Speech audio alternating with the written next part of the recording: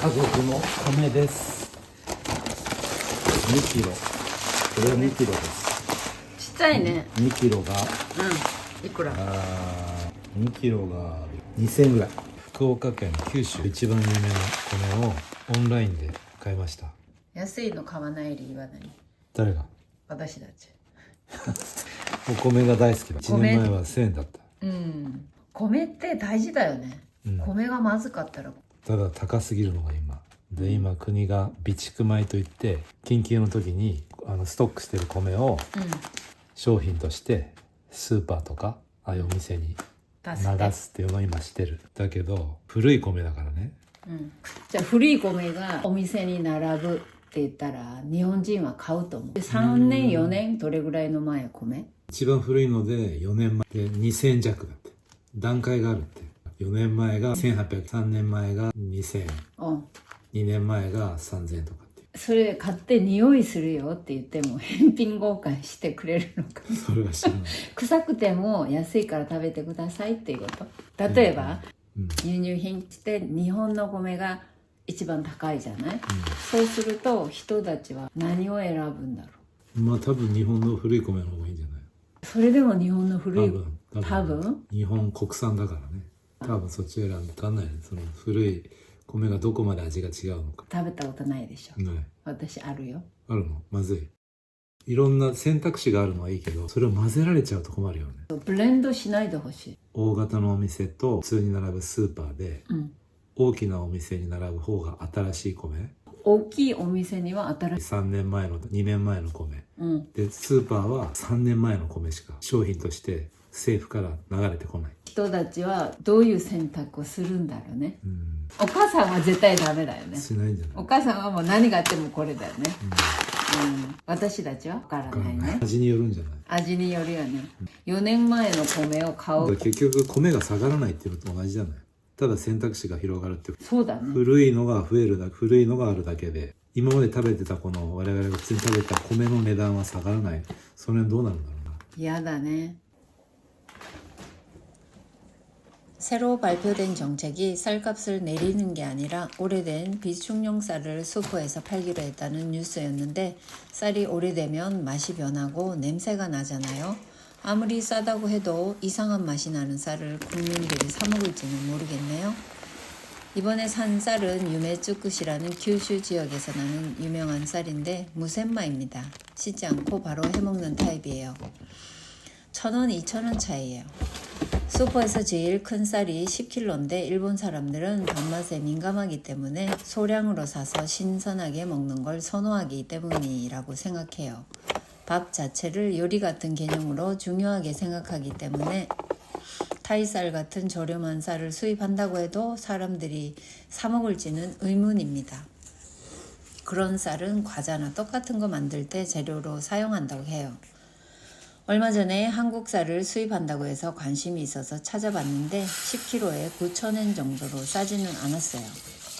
쌀을 싸게 사고 싶은 마음은 많은데 한국 쌀이 일본 쌀보다 저렴하게 옆에 진열돼 있으면 살짝 마음이 씁쓸할 것 같아요.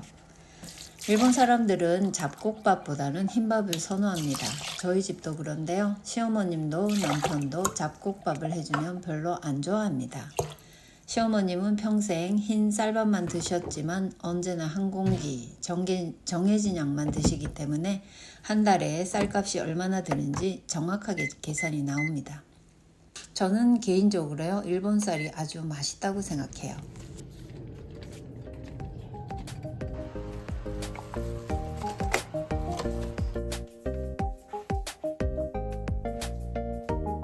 오가상これ見て。隣のすごい綺麗。見て見て。うわ見事だ。花瓶にすごくよく合ってる。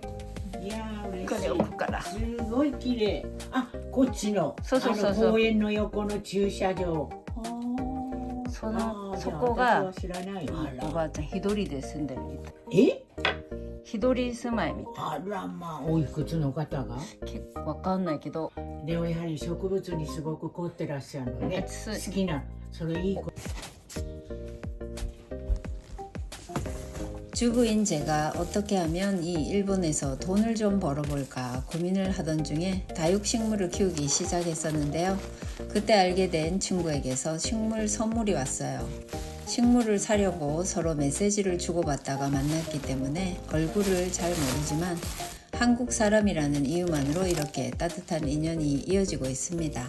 저는 아무것도 보답을 못하는데 언니 같은 존재로 마음적으로 의지하고 있어요. 가족을 떠나 해외에서 살아간다는 건 보기에는 어떻게 보일지 몰라도 실제로는 쓸쓸하고 외로운 순간도 많습니다. 그런 마음은 살아보지 않으면 쉽게 이해할 수 없어요. 그런 감정들을 이해하고 공감해 줄 수 있는 사람을 만난다는 건 큰 행운입니다. 제 생각인데 저는 흔히 말하는 인복이라는 게 있는 것 같아요. 좋은 사람을 만나는 것, 나한테 해 끼치려는 사람을 만난 적이 없다는 건 복이 아닐 수 없습니다. 스ーパー行く? そこのスーパ行く行かない? ーどこのスーパー? スーパーはスーパーだよ.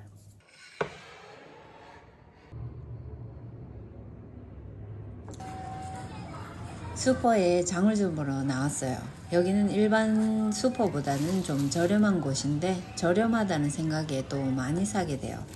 다행인 건 날씨가 따뜻해져서인지 야채가 많이 싸졌어요. 그래도 요즘은 슈퍼 장보기가 무섭습니다. 물가 진짜 많이 올랐거든요. 2025년 1월 달부터 4월까지 3, 4개월 사이에 6,000개 이상의 품목이 가격 인상이 됐다고 해요. いくら? 2000円だね。高いね。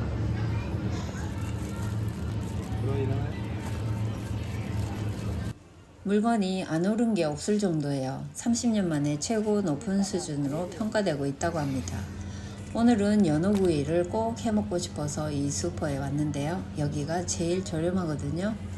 이게 26,000원 정도면 싼 건지 어떤지 모르지만 저는 선뜻 사지지가 않는 품목입니다. 4명이 먹을 수 있나 손으로 몇 번을 구워봤어요.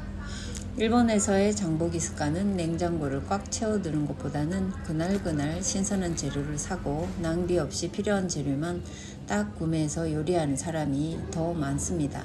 저도 습관이 돼서 거의 매일 슈퍼에 와요. 닭가슴살은 저희도 먹지만 강아지도 자주 주는데요.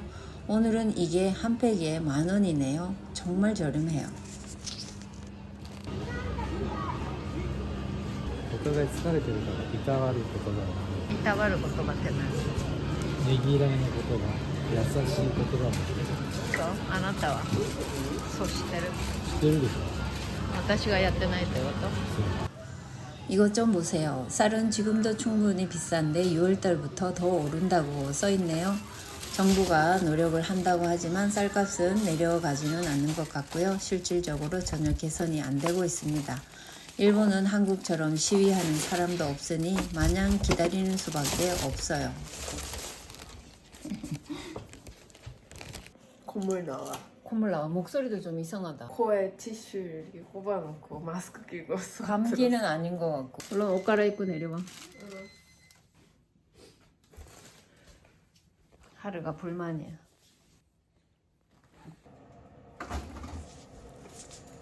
연어구이를 만들 건데요. 보통은 소금 간이 된 저렴한 걸 자주 먹는데 오늘은 신선한 걸 먹고 싶더라고요. 제가 일본에 왔을 때 시댁에서 몇 개월을 살았는데 그때 일본 사람들의 생활 방식, 음식 습관, 요리 이런 걸 많이 알게 됐었어요. 일본 사람들은 가족이라도 모든 걸 공평하게 나누어 먹는 습관이 있습니다. 이 나누어 먹는다는 의미가 한국하고는 조금 다른데 반찬을 나눠도 같은 양을 꼭 나눠야 한다는 거예요. 화면에 제가 연어를 나눴는데 한 명 한 조각 이런 식으로 공평하게 해야 합니다.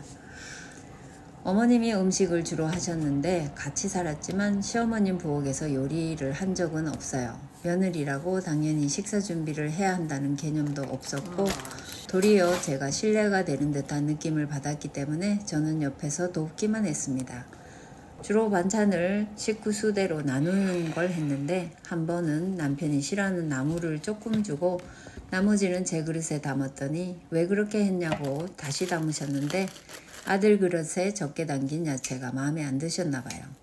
자식 사랑은 어디나 같습니다. 밥도 정확하게 나누고 반찬도 거의 한 수의 차이가 없게 나누어 먹고 나면 거짓말 안 하고 남는 게 아무것도 없게 하셨어요. 모든 물가가 오르고 있는 지금 절약해야 되니까 이런 야채는 물에 담가 두기만 하면 크니까 이번에는 안 버리고 한번 키워봐야겠어요.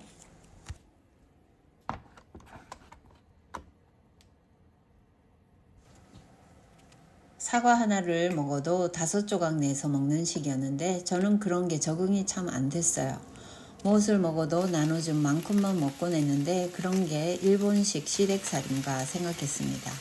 제 생각에 한국 사람들은 좋아하는 걸 많이 먹는 편인데 일본 사람들은 맛있는 걸 조금씩 다양하게 먹는 걸 좋아합니다. 특히 저는 좋아하는 음식을 한 번에 많이 먹는 습관이 있는데 소다찌가 왁가르 할까봐 조심하는 생활이었습니다.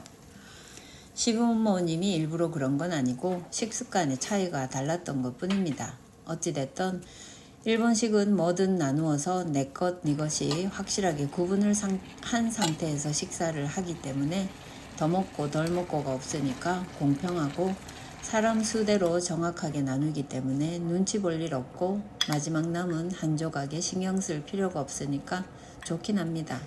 가족끼리도 음식 간섭은 할 필요가 없어요. 각자 나누는 문화는 생활 곳곳에 스며 있는데 밥상위도 1인분씩 나누는 건 물론이지만 와리깡도 당연한 겁니다. 네 목, 내 몫을 명확하게 해두기 때문에 서로에게 편한 문화라고 할 수 있지만 제 눈에는 냉정하게 보일 때도 있어요. 시댁에 살면서 제가 깨우친 게 있는데 저희는 나이가 30이 넘도록 정신을 못 차린 철부지 부부였습니다. 제일 큰 거. 딸 스테이크다. 맛있겠다. 오늘 진짜 맛있겠다. 이거 많이 줄까? 즐겨? 안 즐겨. 오늘은 좀 보드라 왔어. 그럼 좋지. 자식까지 데리고 미국에서 귀국을 했는데 직장 잡을 때까지 얹혀 살아도 되는 줄 알고 왔어요. 지금 생각해보면 기가 막힌 행동입니다. 장성한 아들이 며느리와 자식을 데리고 와서 나이든 부모 집에 얹혀 산다는 것 자체가 말이죠.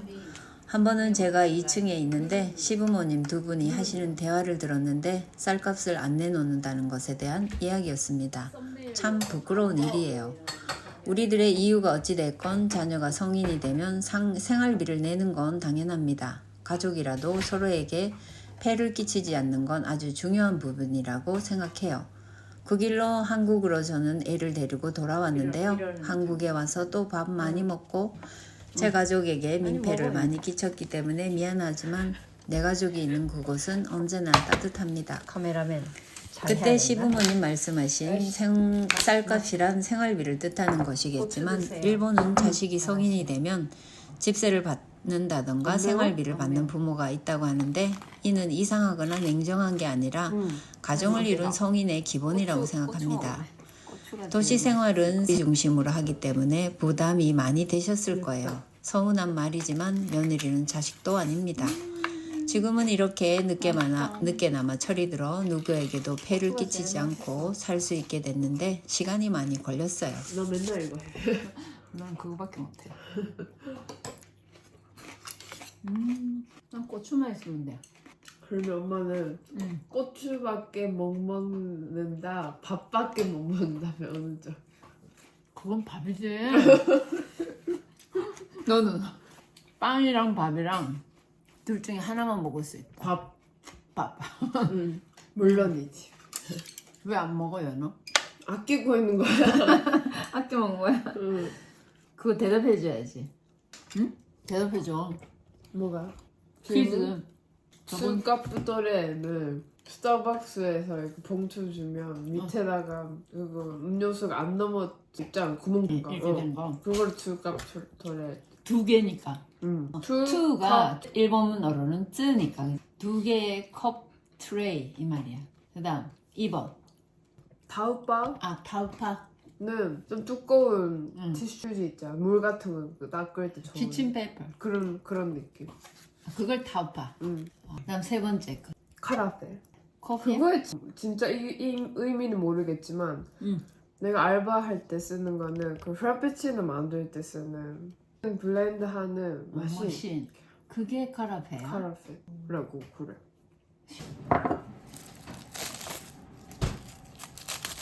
벌써 잘라놨네. 응. 이것도 먹어. 네, 알죠. 한적한 일본 주택가를 하루와 산책 중입니다. 조용하고 아기자기한 주택가가 참 이뻐요. 오늘도 끝까지 저와 함께 해주셔서 감사하고요. 일주일 저는 또 열심히 살고 다음 주에 찾아뵐게요.